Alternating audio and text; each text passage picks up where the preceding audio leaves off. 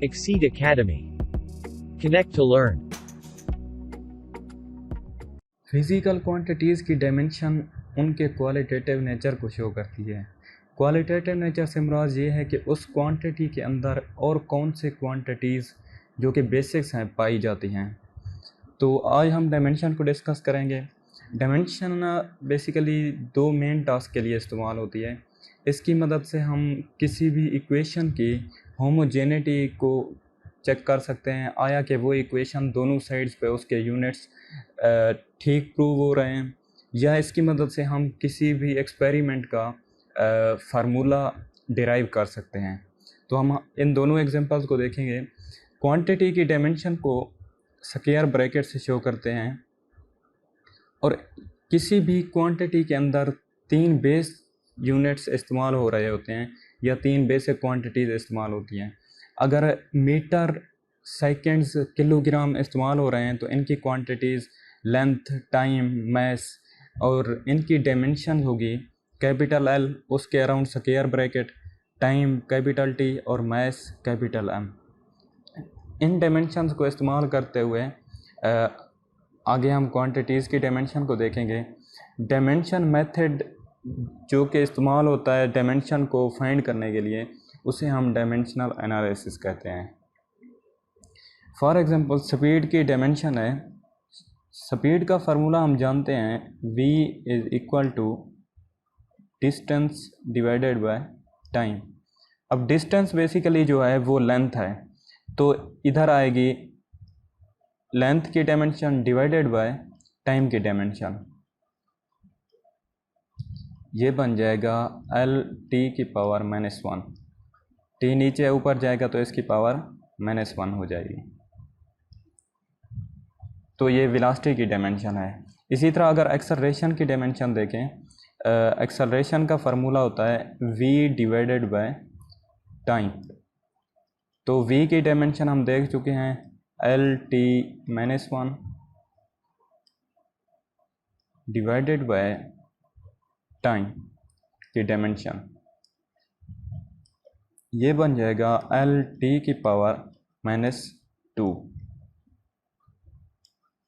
अगर हम इन डायमेंशन को देखें, इन डायमेंशन की मदद से हम यूनिट भी निकाल सकते हैं। अगर एक्सेलरेशन की ये डायमेंशन एल टी की पावर -2 है, तो एल की जगह लेंथ का यूनिट मीटर और टाइम का यूनिट सेकंड, और इनकी सेकंड की पावर -2, तो इसका यूनिट सेम ही है, मीटर पर सेकंड स्क्वायर। इसी तरह फोर्स है, force is equal to m cross a। m की जो डायमेंशन है कैपिटल M, और एक्सेलरेशन की dimension L T minus square, तो that's equal to m L T minus square. ये फोर्स की डायमेंशन है। जैसा कि मैंने पीछे बताया है कि डायमेंशनल एनालिसिस किसी भी इक्वेशन को करेक्ट प्रूव करने के लिए इस्तेमाल होता है, या कोई भी फार्मूला डिराइव करने के लिए इस्तेमाल होता है। तो हम इन दोनों केसेस को देखते हैं, इनकी एग्जांपल्स को। Checking homogeneity of an equation, ये एक इक्वेशन गिवन है, इसे हम डायमेंशनल एनालिसिस से प्रूव करेंगे आया कि ये इक्वेशन करेक्ट है कि नहीं है। अगर इसके दोनों साइड्स के यूनिट्स आपस में इक्वल हैं या डायमेंशंस एक दूसरे के इक्वल हैं, इसका मतलब ये इक्वेशन करेक्ट है। अब वेलोसिटी की डायमेंशन हम जानते हैं कि एल टी -1, ये वेलोसिटी की डायमेंशन है। अब दूसरी साइड की डायमेंशन को चेक करते हैं। फोर्स की डायमेंशन है। अगर मैं फोर्स की डायमेंशन को लिखूं तो ये capital M L T minus square, और जो लेंथ की है उसे कैपिटल L लिखेंगे, इसी तरह M की कैपिटल M। ऑलराइट, अब हम इस फार्मूले में इन डायमेंशंस को पुट करके देखते हैं। इस पूरी क्वांटिटी ये जो गिवन है इसका होल स्क्वायर रूट है। स्क्वायर रूट का मतलब होता है पावर 1/2। अगर फोर्स की dimension mLt-2 multiply by length की डायमेंशन और डिवाइडेड बाय मास की डायमेंशन, और इस सारे की पावर 1/2 होगी। इसे आए सॉल्व करेंगे तो ये आएगा मास की डायमेंशन Lt-2 और इसी तरह L की डायमेंशन अंदर आ जाएगी, और ये जो मास नीचे है इसकी डायमेंशन ऊपर चली जाएगी तो इसकी पावर -1 हो जाएगी, और इस सारे की पावर 1/2 होगी। ये m की पावर +1 है, ये m की पावर -1 है, ये जब आपस में मल्टीप्लाई होंगी तो इनकी पावर आपस में ऐड हो जाएंगी। +1 -1 0 बन जाता है, तो 0 किसी भी चीज़ की पावर जब 0 होती है तो 1 के इक्वल होता है, तो m की जगह पे 1 आ जाएगा। ये डायमेंशंस आपस में मल्टीप्लाई हो रही हैं, ये बात हमेशा ख्याल रखें कि जब हम 2 या 2 से ज़्यादा डायमेंशंस एक ही ब्रैकेट के अंदर लिख रहे होते हैं वो आपस में मल्टीप्लाई हो रही होती हैं। अब ये L जो है, इस L की पावर भी 1 है, इस L की पावर भी 1, तो ये L की पावर 2 बन जाएगा, और इसी तरह T की पावर -2, और ये होल पावर 1/2, और इस 1/2 को जब हम इनकी पावर्स के साथ मल्टीप्लाई करेंगे तो ये आएगा Lt की पावर -1, यानी कि 2 के साथ कैंसिल हो जाएंगे, L की पावर भी 1 बच जाएगी और T की पावर -1। इसका मतलब ये है कि अगर इस इक्वेशन को देखें और इस वेलोसिटी की डायमेंशन को देखें तो ये डायमेंशन आपस में इक्वल हैं, इसका मतलब हमारी जो गिवन इक्वेशन है वो करेक्ट है। अब डायमेंशनल एनालिसिस को इस्तेमाल करते हुए हम एक फार्मूला डिराइव करेंगे। ये फार्मूला पेंडुलम के टाइम पीरियड का है। फॉर एग्जांपल एक पेंडुलम है,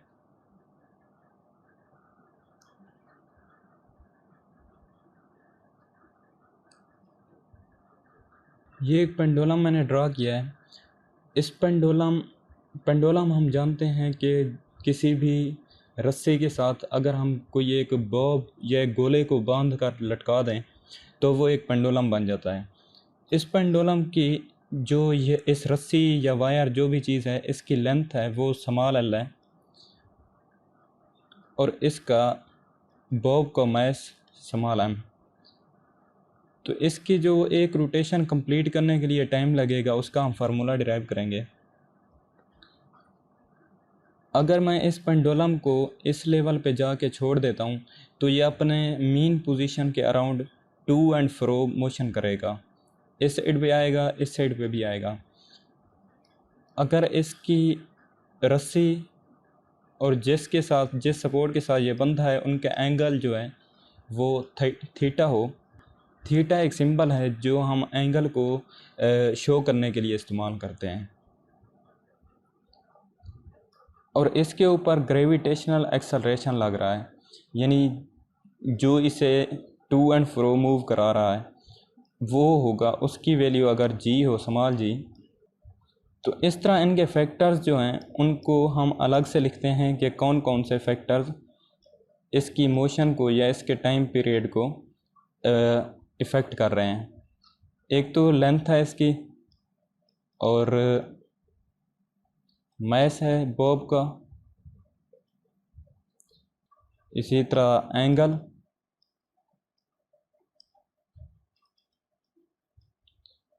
और number 4 gravitational acceleration.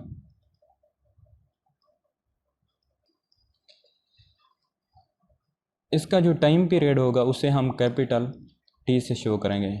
Time period is equal to capital T.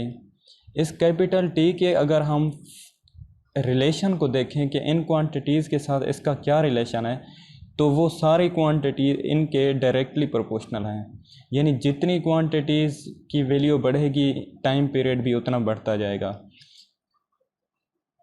अब इन क्वांटिटीज़ को मल्टीप्लाई की फॉर्म में लिखते हैं तो m की power a multiply by l की पावर b थीटा की पावर c और इसी तरह g की पावर d। इन पावर्स को फाइंड करने के लिए हम डायमेंशनल एनालिसिस को इस्तेमाल कर रहे हैं। अगर इस इक्वेशन को मैं 1 का नाम दे दूं, अब इन सारी क्वांटिटीज़ को डायमेंशनल फॉर्म में लिखेंगे, या अगर पहले मैं इसे लिख दूं t इज़ इक्वल टू, जब इक्वल का साइन लगाते हैं तो डायरेक्टली प्रोपोर्शनल की बजाय इक्वल आ जाता है और इसके आगे कोई ना कोई कांस्टेंट आ जाता है। यहाँ पे भी एक कांस्टेंट आएगा m की power a multiply by l की पावर b, इसी तरह थीटा की पावर c और g की पावर d। ऑलराइट, तो अब हम इनकी डायमेंशंस को इस्तेमाल करते हुए a, b और c की वैल्यूज़ फाइंड करते हैं। मैथ जो है, मैथ की डायमेंशन m की डायमेंशन की power a multiply by length की डायमेंशन की पावर b, और थीटा को हम देखते हैं वापसी पे, और g जो है, g की डायमेंशन हम जानते हैं मीटर पर सेकेंड स्क्वायर होता है इसका यूनिट। g क्योंकि एक्सेलरेशन है तो इसका यूनिट होगा मीटर पर सेकेंड स्क्वायर, तो इसकी डायमेंशन आएगी lt की पावर -2 और इस होल की पावर d। अब थीटा जो है, थीटा किसी भी एंगल को शो करता है और इसका कोई यूनिट नहीं होता। आप कहेंगे कि रेडियन वगैरह वो क्या थे, फिर वो एक क्वांटिटी थी। रेडियन जो था एक क्वांटिटी थी, एक एंगल की डेफिनेशन थी, लेकिन वो एंगल का यूनिट नहीं है। तो इसी तरह हम थीटा को फिर लिख सकते हैं, थीटा की जगह अगर मैं लिख दूं l की पावर -1 होल की पावर c। थीटा को जब हम देख रहे होते हैं तो उस वक्त हमें ये लगता है कि ये लेंथ ही है जो कि इस एक बाउंड्री से दूसरी बाउंड्री के दरमियान हम ड्रा करते हैं। तो उसको मैं l की पावर -1 से लिख दूं, मतलब इस चीज़ का इस फार्मूले पर कोई असर नहीं पड़ रहा, क्योंकि l की पावर +1 -1 ये आपस में मल्टीप्लाई होकर 1 बन जाएंगी। तो इस 1 का इस फार्मूले के ऊपर जब मल्टीप्लाई होगा कोई असर नहीं पड़ेगा। और इस साइड पे टाइम की डायमेंशन भी लिख लेते हैं। तो ये टाइम की डायमेंशन, इस इक्वेशन के दोनों साइड के जो वेरिएबल्स इस्तेमाल हो रहे हैं उन वेरिएबल्स को आपस में हम कंपेयर करेंगे, दोनों साइड्स के वेरिएबल्स को कंपेयर करेंगे और a b c d की वैल्यूज़ फाइंड करेंगे। m की power a multiply by l, इधर भी है, इधर भी l इस्तेमाल हो रहा है और इधर भी l इस्तेमाल हो रहा है। तो ये l की डायमेंशन अगर अलग सेपरेट कर दूं मैं, इसकी एक तो पावर b आएगी और इधर एक प्लस है तो ये +c आएगा और -c भी आएगा। देखें इस इधर भी अगर देखें तो c कैंसिल हो जाता है आपस में, और एक l इस साइड पे भी है तो मतलब इसकी पावर d भी आएगी। ये आपस में मल्टीप्लाई हो रहे हैं तो इनकी पावर ऐड अप होंगी। इसी तरह वापस t बच जाता है तो t की पावर -2 इसकी पावर होल d आ जाएगी। ऑलराइट, अब हम इन दोनों साइड्स के जो वेरिएबल्स हैं उनको कंपेयर करेंगे। इधर मैथ है, इस साइड पे मैथ इस्तेमाल नहीं हो रहा, मतलब इस साइड पे मैथ की डायमेंशन की जो पावर है वो ज़ीरो है। इसका मतलब ये जो a है, a की वैल्यू इज़ इक्वल टू 0। इसी तरह b + c - c + d, length की डायमेंशन इधर इस्तेमाल हो रही है लेकिन इस साइड पे लेंथ की डायमेंशन इस्तेमाल नहीं हो रही, तो इसका मतलब इधर भी लेंथ की डायमेंशन की जो पावर है वो 0 है। तो ये आ जाएगा b + c - c + d is equal to 0। और टाइम की डायमेंशन को देखें तो t⁻⁻2d आ जाएगा और इस साइड पे टाइम की पावर 1 है तो ये आ जाएगा -2d इज़ इक्वल टू 1। अगर इस इक्वेशन से मैं d की वैल्यू अलग कर दूं तो ये आएगा d इज़ इक्वल टू, ये -2 इसके साथ मल्टीप्लाई हो रहा है, इधर आके डिवाइड हो जाएगा, तो ये -1/2 बन जाएगा। अब इस d की वैल्यू को अगर इस इक्वेशन में पुट करते हैं, जिसे a का नाम दूं, तो हम b की वैल्यू फाइंड कर सकते हैं। ये इक्वेशन बनेगी b plus c minus c आपस में कैंसल आउट हो जाएंगे, मतलब c की जो है वैल्यू वो 0 है। ऑल राइट, तो प्लस d है, प्लस इनटू ये d की वैल्यू -1/2 इज इक्वल टू 0। तो b की जो वैल्यू आएगी b -1/2 होगा, plus minus minus is equal to 0। तो b की value b is equal to 1/2। अब ये a b c d की जो भी वैल्यूज़ हमने फाइंड की हैं, इसे हम इक्वेशन 1 में या इस इक्वेशन में इसे 2 का नाम देते हैं, इस 2 इक्वेशन में पुट करते हैं, तो ये आ जाएगा t is equal to constant multiply by m की पावर a मतलब 0, इसी तरह l की पावर b की वैल्यू थी 1/2, और थीटा की पावर 0, और g की power d is equal to -1/2 था, तो ये पावर -1/2 हो जाएगी। And that's equal to t is equal to constant multiply by m की पावर 0 और थीटा की पावर 0, ये 1 बन जाएंगे, तो बचेगा l की पावर 1/2 या g की पावर -1/2 है। अगर मैं इस फॉर्म में इसे फ्रैक्शनल के नीचे ले आऊँ, तो ये g की पावर +1/2 हो जाएगी।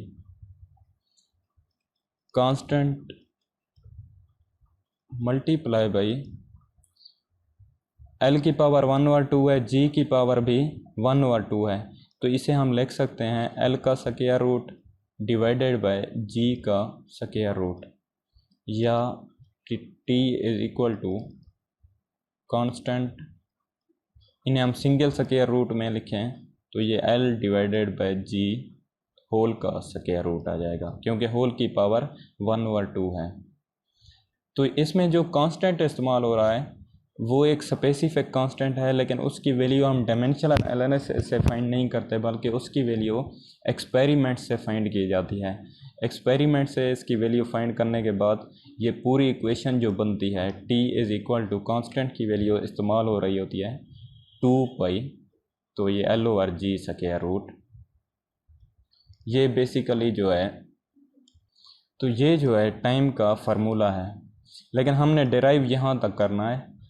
ये इक्वेशन b अगर मैं इसे नाम दूँ, तो हमने इक्वेशन b तक अपने टाइम के फार्मूले को डिराइव करना था। तो आज के लिए इतना ही। वीडियो अच्छी लगी तो लाइक करें, अगर कोई मसला है तो कमेंट में बताएं, और प्लीज़ चैनल को लाजमी सब्सक्राइब कर लें। Thank you.